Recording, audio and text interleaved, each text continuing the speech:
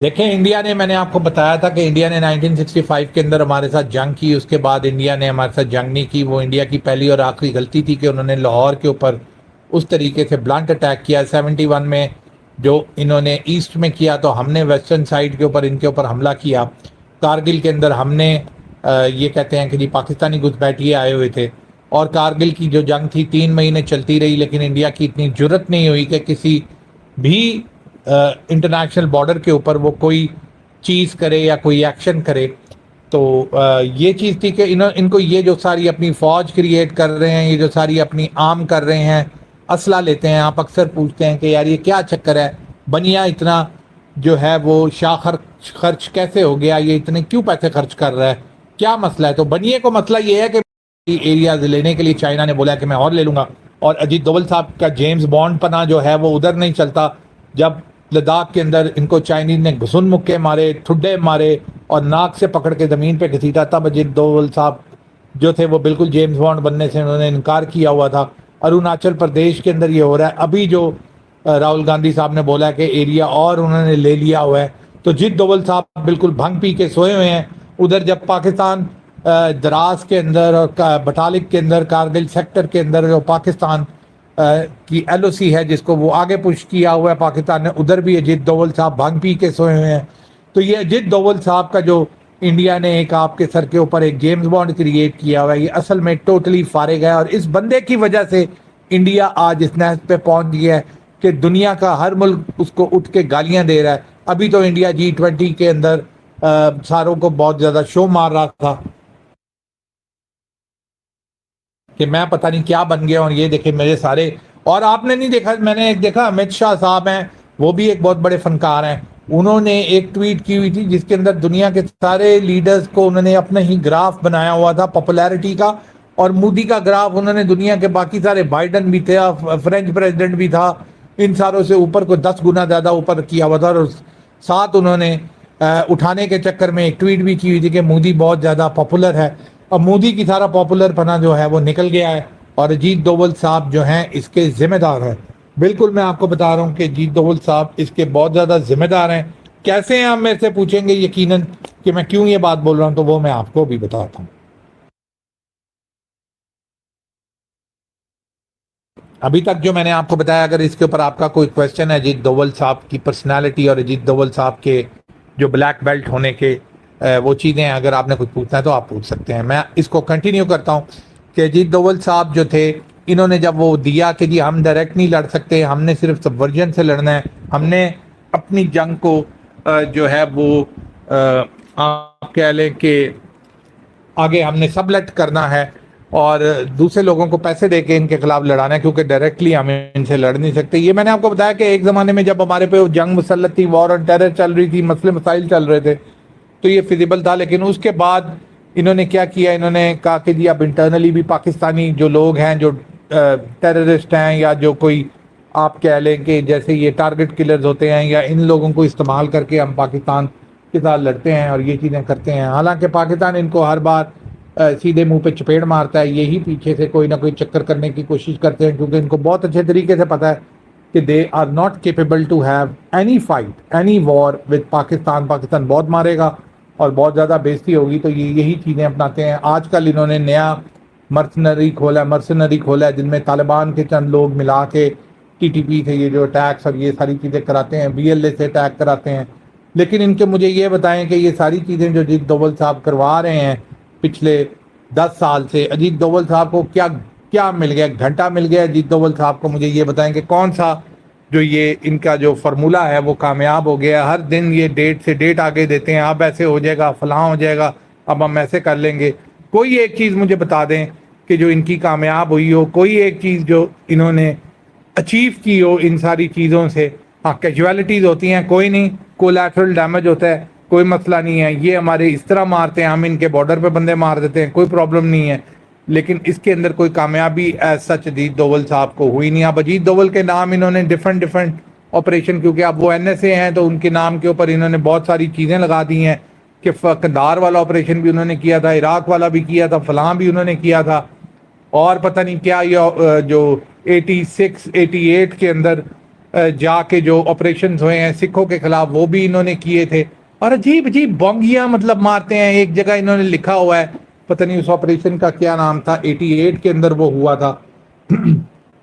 एक तो आपको याद है कि ऑपरेशन ब्लू स्टार 84 में होता है, उसके बाद फिर सिखों को राजीव गांधी ने इंदिरा गांधी के बदला लेने के ऊपर काफ़ी ज़्यादा मारा, और 86 के अंदर ब्लैक थंडर और 88 में भी ब्लैक थंडर 2 इस तरह करके हुए, वो भी इन्होंने अजीत दोवल साहब के लगा दिए हैं नाम। और अगर मैं आपको को बात बताऊं तो आप कहेंगे कि यार लानत है इनकी शक्ल के ऊपर, मतलब बातें देखें ये क्या करते हैं। या तो इन्होंने कभी पाकिस्तान को देखा नहीं है, वैसे तो ये क्लेम करते हैं कि मैं तो जी पाकिस्तान एक मज़ार के ऊपर जो है कितने 1 साल बैठा रहा। और स्टोरी देखें आप माशाल्लाह, मतलब स्टोरी देखें कि जी मैं वहाँ बैठा हुआ था मज़ार। साफ ज़ाहिर है अगर लाहौर में कहीं बैठा हुआ था, वैसे तो पता नहीं लाहौर कह रहा है क्या कह रहा है, मैंने कोई इतना गौर नहीं किया इसके ऊपर। लेकिन ये चले मैं फ़र्ज करता हूँ लाहौर में बैठा था, तो लाहौर में एक ही मज़ार है बड़ा, वो मेरे ख्याल में अली हजवेरी दाता साहब का, दाता गंज बख्श का मज़ार है। तो कहते हैं जी मैं वहाँ बैठा हुआ था, वहाँ एक दिन मैं जा रहा था तो एक बंदे ने मुझे देखा, और वो अब स्टोरी देखें हम, वो बंदे ने मुझे देखा और वो बंदे ने मुझे कहा तो मेरे साथ आओ, उसने कहा मेरे पीछे आओ। मैं उसके पीछे जाना शुरू हो गया, और ये बने हुए हैं स्पाई एजेंट। यानी स्पाई एजेंट को कोई बंदा रास्ते में बोले तू मेरे पीछे आ, दूसरे मुल्क के अंदर वो गया और वो उसके पीछे ऐसे जाता रहे जैसे पाइड पाइपर के पीछे चूहे जो है वो क्लिफ से उन्होंने नीचे छलांगे मार दी थी। तो अजीत दोवल साहब चूहे की तरह उसके पीछे जाते रहे, बकौल अजीत दोवल के को मैंने ये बात नहीं बोली। वहां पहुंचे तो उन्होंने गली मोहल्ले में लेके उन्होंने एक दरवाजा खोला और दरवाजे के अंदर ले गया, कमरे के अंदर अजीत दोवल को बिठा दिया। अजीत दोवल भी जो है वो वहां बैठ गए, जो एक तरह से अंडर कवर में वहां बैठे हुए थे, और अंडर कवर के अंदर बैठ के इन्होंने कहा माई बाप मुझे क्यों यहाँ लेके आए हो। तो वो जो माई बाप थे इनके, जिनके पीछे ये चलते चलते वहां पहुंच गए, उन्होंने कहा कि तुम हिंदू हो। इन्होंने कहा तुम्हें कैसे पता है। कहा तुम्हारे कान के अंदर जो है सुराख हैं बालियों के। ये शायद भूल जाते हैं हमारे गुज्जर और ये नात शाती ये लोग सारे कानों में जो हैं वो बालियां डाली होती हैं। अब तो खैर सिंगर्स ने भी डालियां हुई हैं। तो ये इन्होंने कहा कि ये इन्होंने को अपनी स्टोरी का ऐसा ट्विस्ट मारा कि जी इस वजह से मैं हिंदू पहचाना गया। उसने कहा कि इन्होंने फौरी उनको बोल दिया कि भाई तूने मुझे कैसे पहचाना। उन्होंने कहा क्योंकि मैं भी हिंदू हूँ। माशाल्लाह स्टोरी का ट्विस्ट देखें।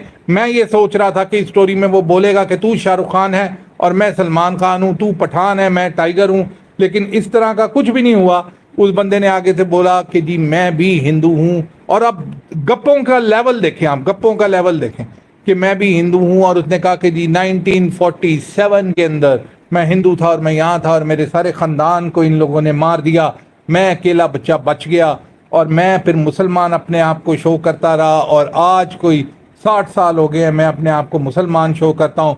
लेकिन मेरे दोस्त अजीत मैं भी हिंदू हूँ, मैं भी वही हिंदू हूँ जिस तरह तू हिंदू है। उसने कहा अच्छा भाई तू हिंदू है तो तेरे कानों में तो बाली नहीं है, तू कैसे हिंदू है। उसने कहा भाई मैंने बाली इसलिए नहीं करवाई क्योंकि मैं पकड़ा जाता, तूने बाली इसलिए करवाई है कि तू पकड़ा ना जाता। उसने कहा अजीत दोवल ने कहा कि यार ये तो मुझे समझ नहीं आती, मुझे तो ये कह रहा था कि तूने बाली क्यों करवा दी। तुम ऐसे करो इसका प्लास्टिक सर्जरी करवा लो और कान कटवा लो अपने, नाक तुम्हें वैसे कटवाना चाहिए शर्म के मारे, लेकिन तुम अपने कान कटवा लो और किसी गधे के कान जो है वो अपने कान में लगा लो ताकि ये कान तुम्हारे सुराग जो हैं कोई देख ना ले और तुम्हें पहचान ना ले।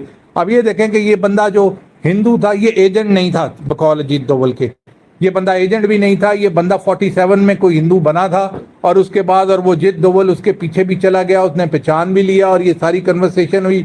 उसके बाद अजीत दोवल वहां से निकला और वापस आ गया, और उससे आगे अजीत दोवल साहब को कोई स्टोरी नहीं आती कि इसकी मैंने एंडिंग कैसे करनी है, इसका मैंने क्लाइमेक्स कैसे बनाना है, कुछ भी नहीं उनको इसके बाद पता चला। उन्होंने बस वो जगह छोड़ी और वो जगह से भागे और उसने ये कहा कि किसी वक्त मोटिवेशनल स्पीच मैं कहीं कर रहा हूँ तो मैं ये ऐसी स्टोरी बनाऊंगा कि आगे बैठे भक्त जो हैं वो तालियों पे तालियां बजाएंगे, इसके पीछे हॉरर म्यूजिक डाल के वो बाद में अपने शॉर्ट्स बनाएंगे, यूट्यूब के ऊपर बांटेंगे। अजीत दोवल साहब बहुत जो हैं आप कह लें कि इनकी फोरसाइट थी, इन्होंने ये घटिया तरीन बॉलीवुड लेवल से भी घटिया आप कह लें एक स्टोरी बना के उन्होंने पेश की, जिसको इंडियंस ऐसे डाल रहे होते हैं जैसे पता नहीं क्या स्टोरी है। आप मुझे बताएं कि इस स्टोरी के अंदर आपको क्या ऐसी बात नजर आ गई है कि इसके अंदर आप छलांगे मारना शुरू हो जाएं और ये हो जाए। सब झूठ है, बकवास करता है, झूठ बोलता है। मैं आपको बता रहा हूँ ऐसे किसी मज़ार के ऊपर ये नहीं गया, कोई इसके कानों के अंदर कुछ भी नहीं था,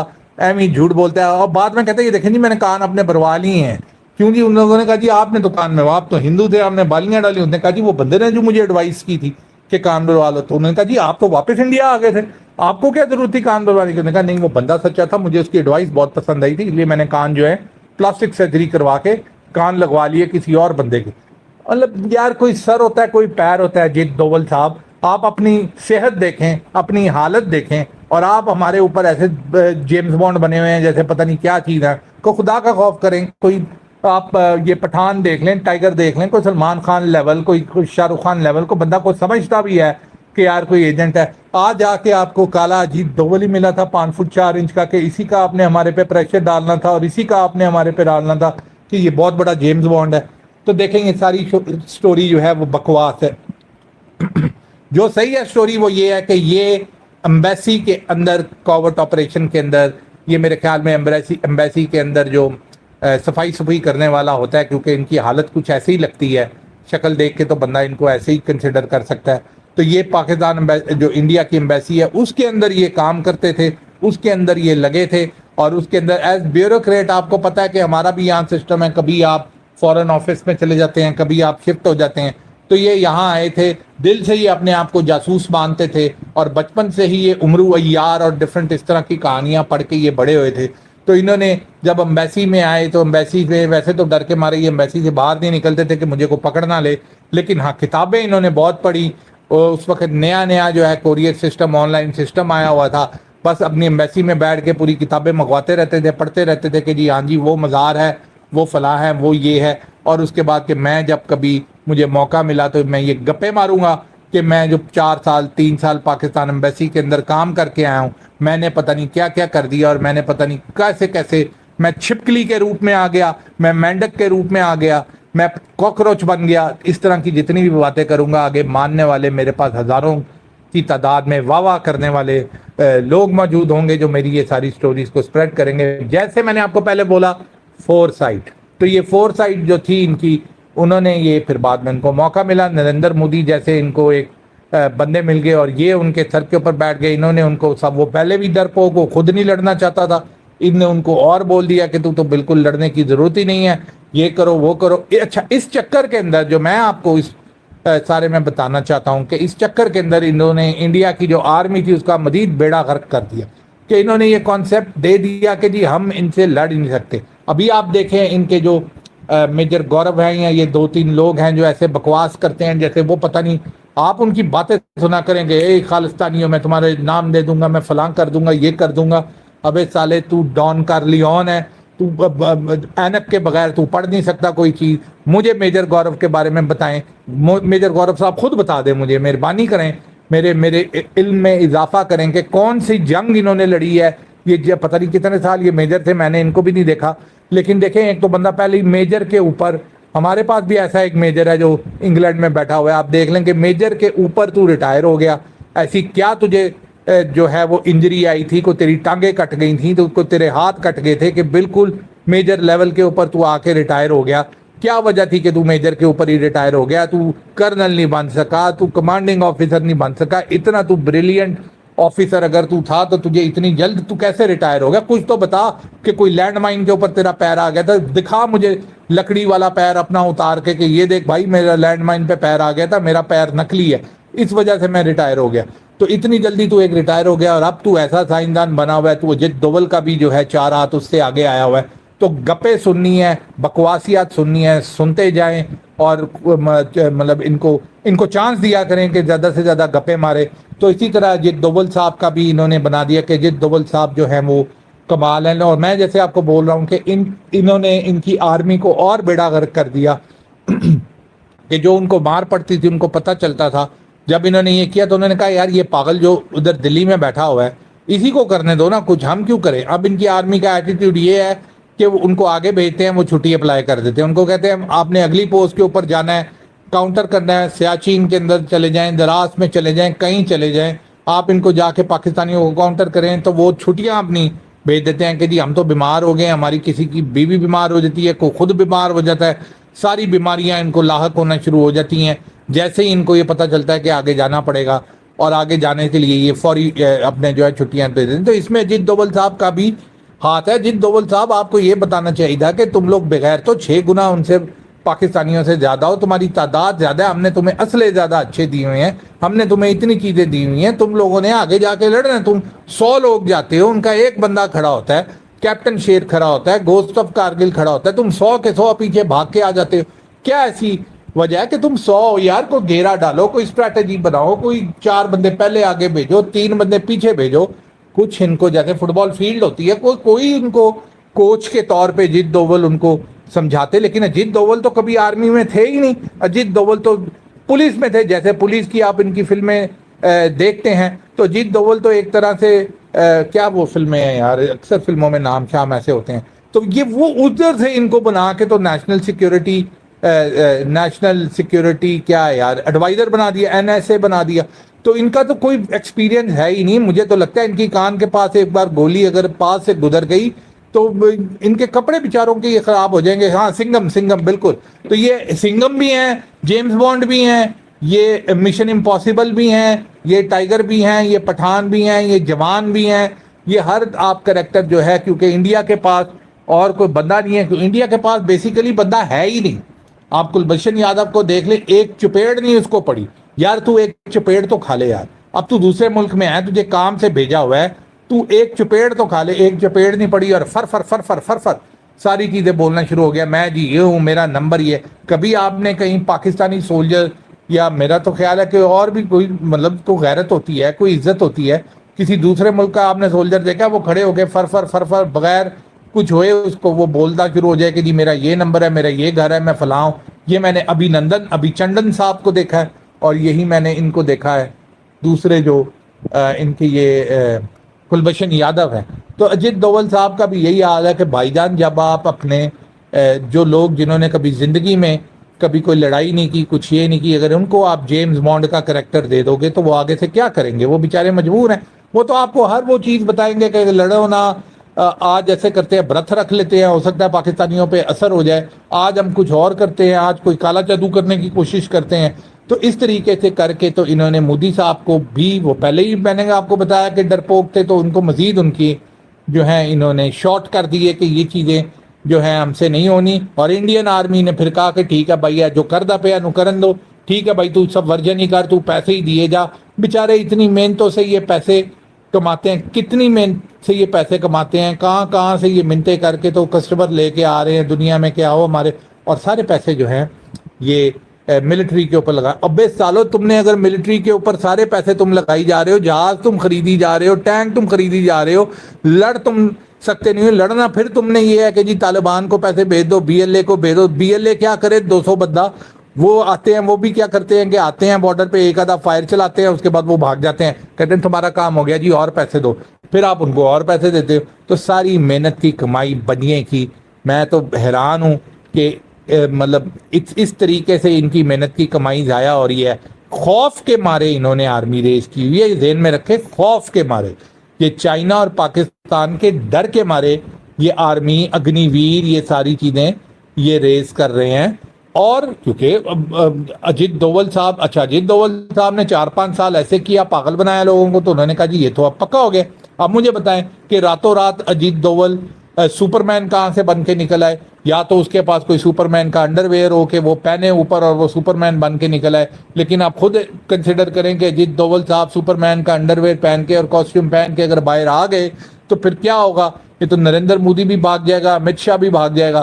तो ये चीज़ है कि इस तरह का तो कोई इनके पास अब कोई है नहीं कि एकदम से कन्वर्ट करें। तो उन्होंने उसी चीज़ के ऊपर और इंसिस्ट करना शुरू कर दिया कि यही तरीका है, this is the only way to do it, और हमारे पास कोई तरीका नहीं। इसके अंदर इंडियन आर्मी टोटली फारिग हो चुकी है।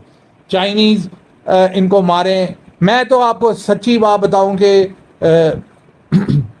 मैं ये तो नहीं कहूँगा कि अल्लाह ना करे, हो सकता है ऐसे कि भूटान की आर्मी अगर आ गई ना, तो भूटान की आर्मी अगर इंडिया के अंदर क्रॉस कर जाती है, नेपाल तो फिर एक प्रॉपर मुल्क है, तो ये वहाँ से भी भाग जाएंगे। आप देखें नक्सल्स आते हैं, कोई आते हैं, कभी आपने इनको देखा है कि ये किसी जगह के ऊपर ये खड़े होके कहीं जाके ये लड़ें? क्योंकि उनका कॉन्सेप्ट ही, अब भूटान के पीछे भी बैठ जाएंगे बैठ के कि यार भूटान से लड़ने की क्या ज़रूरत है, क्यों ना हम भूटान के किसी बंदे को पैसे दें और उनको कहें कि भूटान से लड़े। तो तुमने सालों इतनी बड़ी आर्मी और इतनी बड़ी फौज तुमने रखी किस लिए हुई? तो तुम लोगों ने इतनी बड़ी आर्मी और इतनी फौज और इतनी सेना जो तुम कहते हो, ये तुमने सेना रखी की हुई है, शिव सेना बने हुए हो तुम इतने बड़े, ये किस चीज के लिए तुमने रखी हुई है? अगर तुम लड़ ही नहीं सकते, अगर तुम कुछ कर ही नहीं सकते और तुम्हें मर्सनरीज ही चाहिए, तो तुमने किस चीज के लिए ये इतनी बड़ी रेस की हुई है? मसला ये है कि 10 साल हो गए हैं अजीत डोवल साहब, 10 साल से अपने आप को हीरो पोस्ट करके उन्होंने यहाँ तक वो पहुंच गए हैं। तो इस वजह से अब ये है कि वो अब चेंज नहीं कर सकते ना यार, अब चेंज नहीं कर सकते। ये मतलब ज्यादती है कि आप उनसे एक्सपेक्ट करें कि 10 साल के बाद वो एकदम से वो आपको दोबारा कन्वेंशनल वाली साइड पे ले जाएं।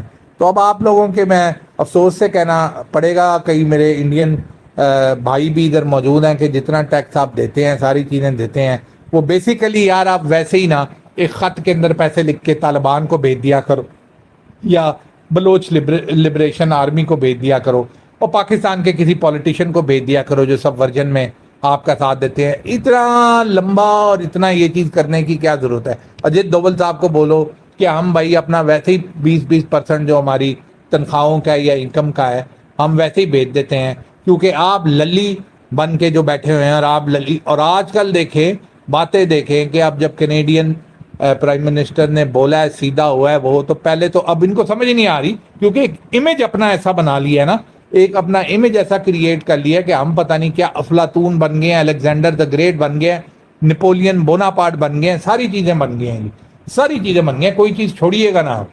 तो ये हम सारी चीजें बन गई हैं, तो अब कैसे ये चीज करें? तो उस इमेज के चक्कर के अंदर अब ये आहिस्ता आहिस्ता अपनी कब्र को और खोदी जा रहे हैं, खोदी जा रहे हैं, खोदी जा रहे हैं।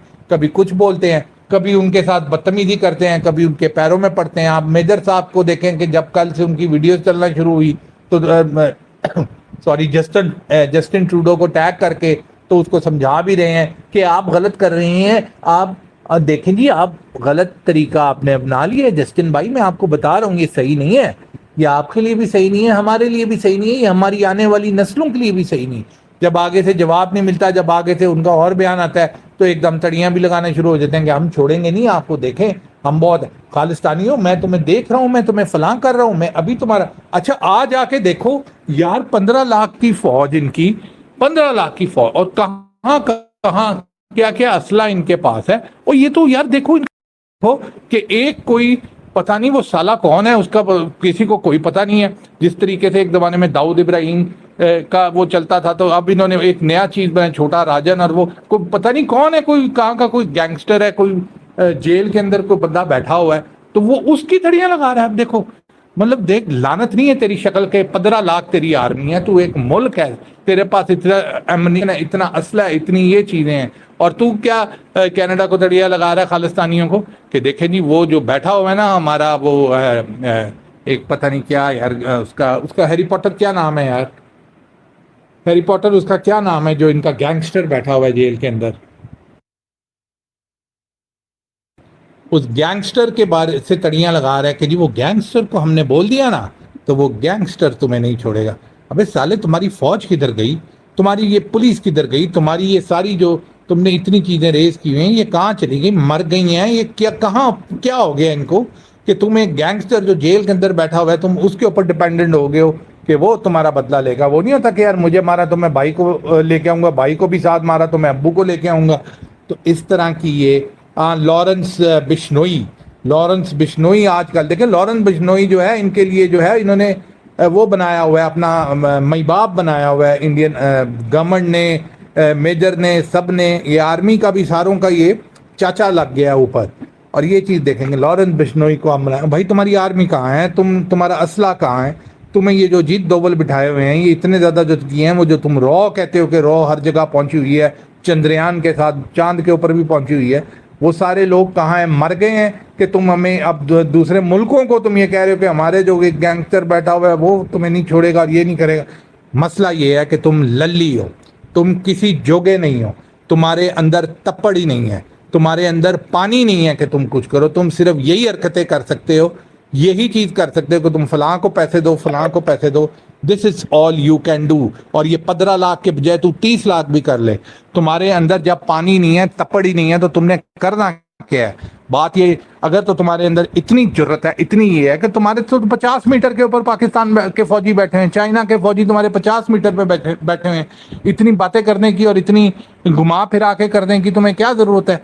लेकिन वही चीज है कि तुम इस जोगे ही नहीं हो, तुम बस जोगे हो अपने जो अनआर्म्ड तुम्हारी माइनॉरिटीज हैं उनको मारने के लिए, तुम बस जोगे हो दलित के ऊपर जुल्म करने के लिए, तुम बस जोगे हो अपने अंदर यही इंडिया के अंदर बदमाशी करने के लिए, लोगों के लिए, इनके लिए बस तुम इतने ही जोगे हो। तो इतने ही जोगे रहो, इंसान के बच्चे बनो। किधर आसमानों पे चढ़ी जा रहे हो, चांद पे चले गए हो, सूरज पे चले गए हो, अब तुमने G7 के मुल्कों से पंगा ले रहे हो और तुम कह रहे हो कि जी हम ऐसे करेंगे। ओ भाई केड़ी तेरी इकोनॉमी, मुझे भी जरा बता दे कि जीडीपी तेरा 3 ट्रिलियन का है, चाइना का जीडीपी 19 ट्रिलियन है। तुझे फर्क पता है कि 19 ट्रिलियन और 3 ट्रिलियन में कितना फर्क होता है?